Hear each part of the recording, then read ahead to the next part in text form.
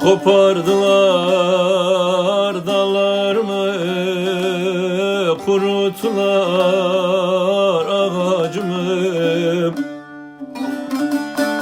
Kopardılar dallarımı, kuruttular ağacımı.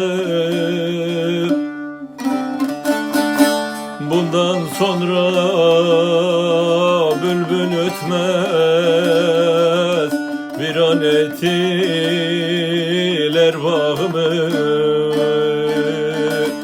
Bundan sonra bülbül ötmez, viran ettiler bağımı.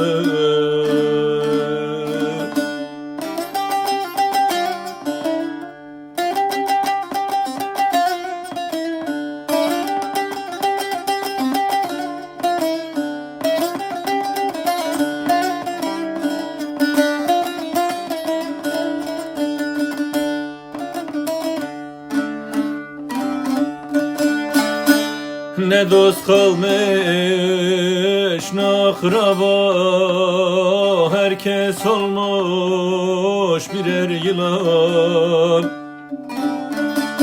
Ne dost kalmış ne akraba, herkes olmuş birer yılan. Sözleri hep yalan dolan, bu nasıl bir kötü zaman. Sözleri hep yalan dolan, bu nasıl bir kötü zaman.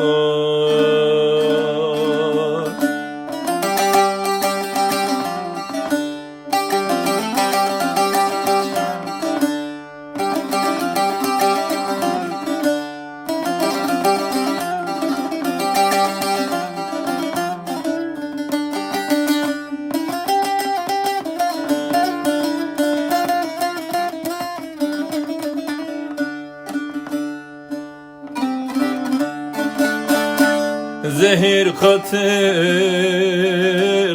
aşıma, acımadılar yaşıma. Zehir kattılar aşıma, acımadılar yaşıma. Pişman oldum doğduğuma, neler geldi bu başıma.